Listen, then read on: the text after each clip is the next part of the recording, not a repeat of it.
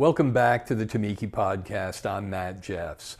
We're rolling out a concept called fractal ergonomics. What do we mean by that? Well, you may have heard of the term fractal geometry. And fractal geometry means as above, so below, as below, so above. Patterns of truth at one level of reality will be true at all levels of reality.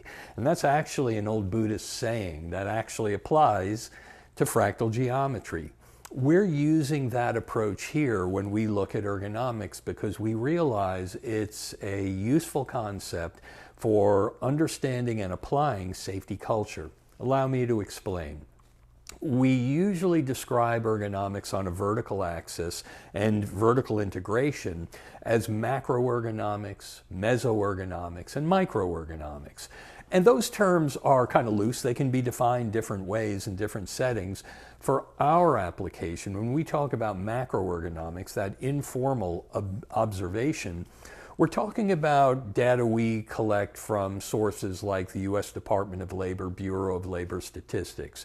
So if you follow the U.S. DOL, BLS, you'll notice that they hold a few categories outstanding when it comes to non-fatal injuries. The first category we'll discuss is called struck by objects or equipment, sometimes called contact with objects or equipment. Well, what is that? Well, if you look at the National Safety Council and how they describe it essentially with one word, and that word is distraction.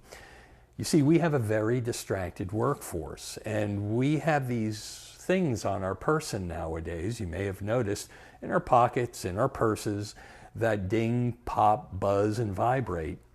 And those things are called smartphones. And one thing we know about those smartphones is every time they ding, pop, buzz, and vibrate, they're calling our attention away from whatever we're involved in, especially if we respond to it.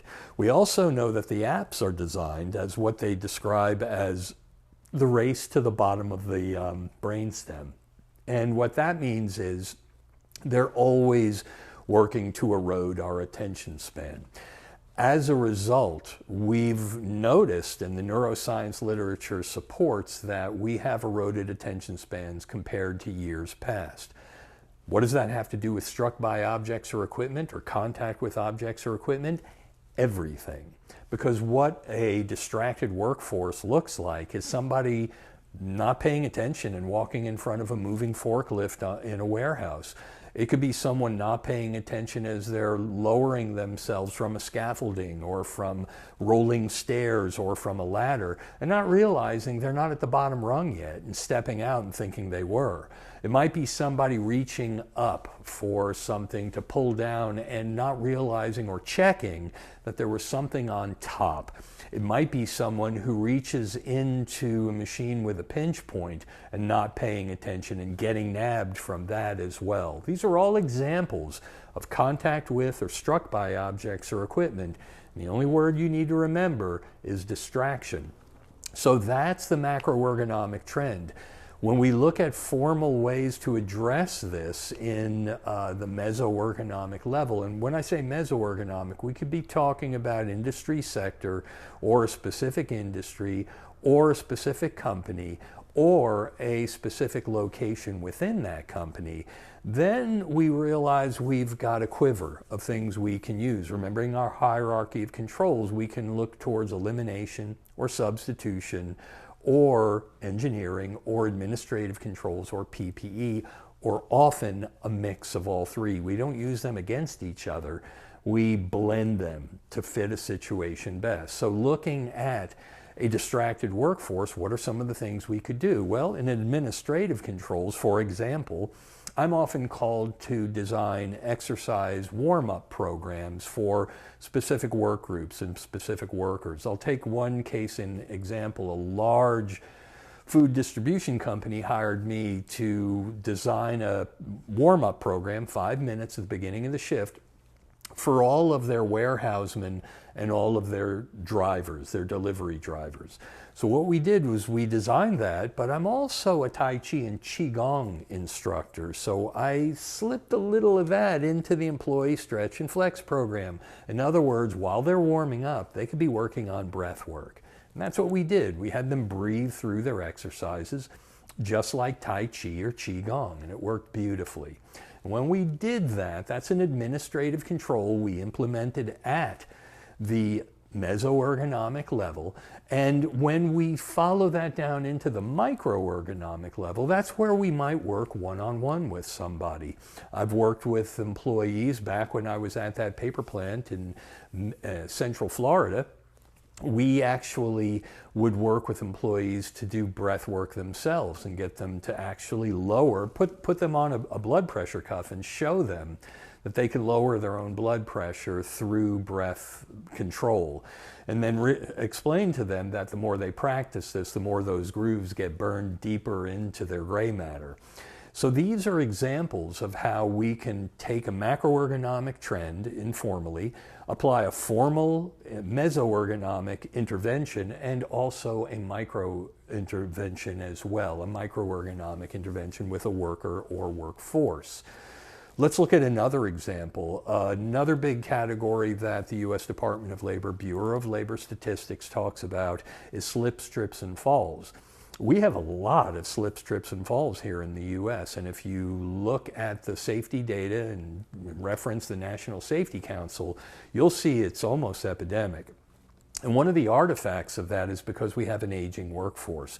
We have a workforce now that's comparatively older than in decades past. For a sense of scale, back in the 70s, the average worker was in their early 20s, by and large, as an average across the workforce. Nowadays, it's mid-40s. And that's because people are holding on to their jobs longer because they're unsure about their future. They've been through booms and busts in the stock market. They've watched their 401k expand and contract. And so people are holding on to their jobs longer. What does that mean as far as slips, trips, and falls? Well, everything. Because many of these people have now sedentary jobs. Maybe they move from blue-collar jobs into white-collar jobs where they sit and they don't move as much as they used to. Well, if you sit and you don't move as much, you lose proprioception and kinesthesia, and suddenly a stumble, what used to be a stumble, is suddenly a fall and a fractured wrist or a fractured elbow or a fractured kneecap. That's what we're seeing here in the literature.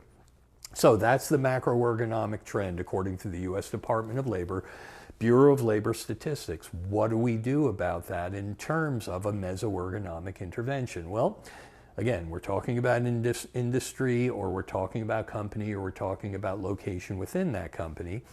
And another thing we did with my employee stretch and flex program, we'll stay on that theme, was we made sure we factored in different types of balance exercises, because again, in Tai Chi and Qigong, that's what it's all about. You're doing different stances, you're moving through different stances, you're doing single leg stances, and all of these things become exercises and opportunities. And when you blend that into a 5-minute warm-up at the beginning of the shift, you're giving people every day a chance to focus their mind with their breath and also practice their balance. And these things accumulate. We get better and better the more we do it. So each shift, not a problem. Now, at the microergonomic level, when we're working one-on-one with a worker or a work group or a department or a shift, we'll often implement something we call the Sharp-and-Romberg test. The Sharp-and-Romberg test is a quick and dirty balance test that can tell us a lot. We have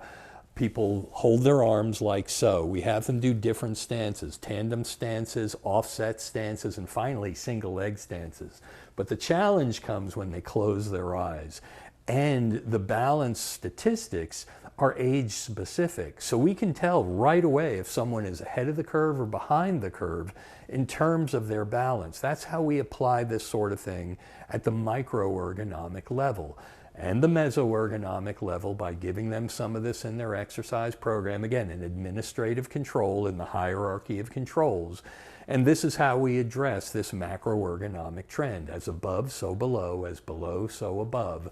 Patterns of truth at one level of reality will be true at all levels of reality. Which brings us to our big category, according to the U.S. Department of Labor and Bureau of Labor Statistics, and that's overexertion and bodily reaction, what I call strains, sprains, aches, and pains, what you might call work-related musculoskeletal disorders. Let's keep this theme going. So that's the macroergonomic trend we see across the nation. At the mesoergonomic level, again, the industry, the company, or the locale within a company, we would apply that same exercise program. Let's stay on that since we're using it, that stretch and flex program and administrative control. And we'd make sure that they got their proper warm-ups. Basically, we break the body up into 3 points, the head and neck, the trunk, and then all the extremities, arms and legs. And we'll give them a 5-minute program that warms everything up with breath work, with balance work. And that's a 5-minute routine we can do to start their shift. And then we recommend they do this sort of thing throughout their shift, taking breaks, taking time to stay fit and healthy, warmed up, and ready for the task at hand. You've seen this if you've ever been to a sporting event early, whether it's pro or college or whatever, you see the athletes warming up, and that's what we're doing. Okay, we're just getting people their minds right, we're getting their balance right, and we're getting their bodies right for the job ahead.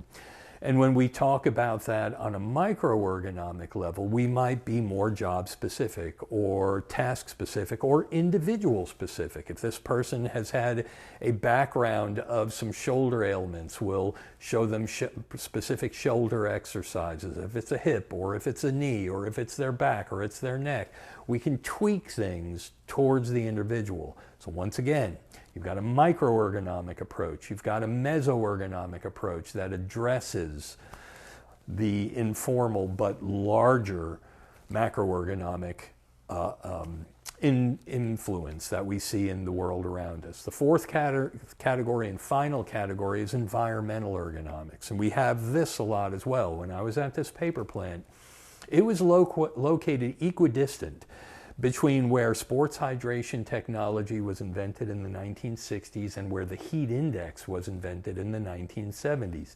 That tells you something about the location. This was North Florida, where I grew up. And this paper plant, where I was the ergonomist and the physical therapist, had this exposure to heat. Paper plants are hot anyway. Now you can imagine this one in particular. What we did in a mesoergonomic sense, since we knew macroergonomics told us that heat exposure was a real risk, OSHA was always rolling out information about that, we realized then, well, we had to take a special interest in it.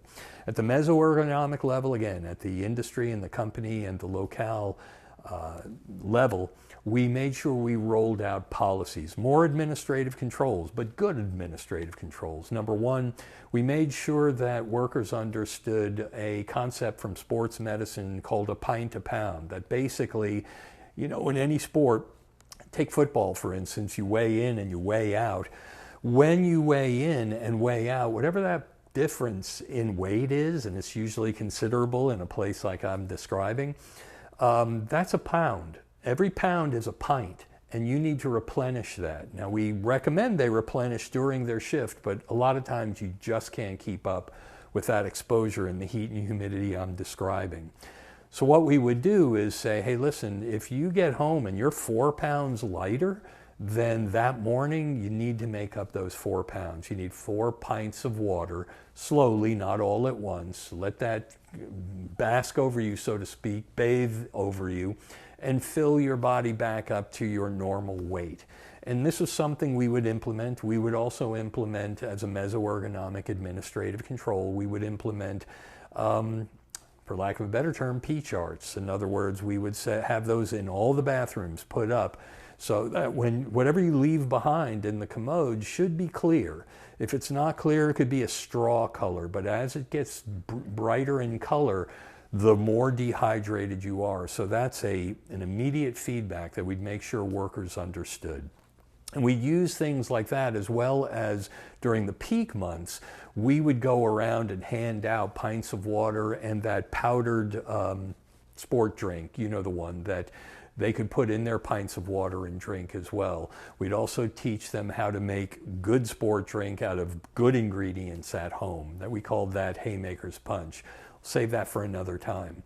These were ways we can implement that sort of thing. And then when we worked with individuals, we might give them that recipe. We might give them a plot to follow. We'd also talk to them about micro breaks throughout their day, hydration breaks with those micro breaks, breath work and stretching with those micro breaks, and allow them to realize that if they do that type of approach, number one, they'll be safer.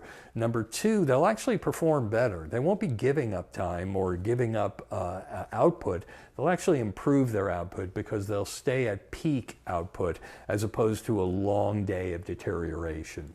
We look at things also about splitting up their work whenever possible. Strenuous tasks on day shift would be moved to the morning when it's coolest. Strenuous tasks on evening shift would move towards later when it's cooling after dark. Things like that are how we would implement these mesoergonomic at the industry level or company level and microergonomic at the worker level, all so that we could address the macroergonomic trends. So this is what it looks like when we talk about fractal ergonomics. We're actually talking about taking this sensible vertical orientation, vertical integration approach. And the reason this is so important is because this is how you build safety culture. One of the best ways to build safety culture is through ergonomics. This is where it's the point of the arrow. It's the things you do every day that set culture, not the big events, the ones that make the 6 o'clock news, which nobody wants. It's the small things that accumulate and you do every day, and before you know it, you've got a true safety culture. And ergonomics is one of the best ways environmental health and safety professionals can move that ball forward. So I hope you found this talk interesting, and if there's anything more you'd like to learn, leave comments below, and we'd love to dialogue with you any chance you get. So for TuMeke Ergonomics, this is your global ergonomist, Matt Jeffs, thanking you for your time and attention. See you next time, everybody. Bye-bye.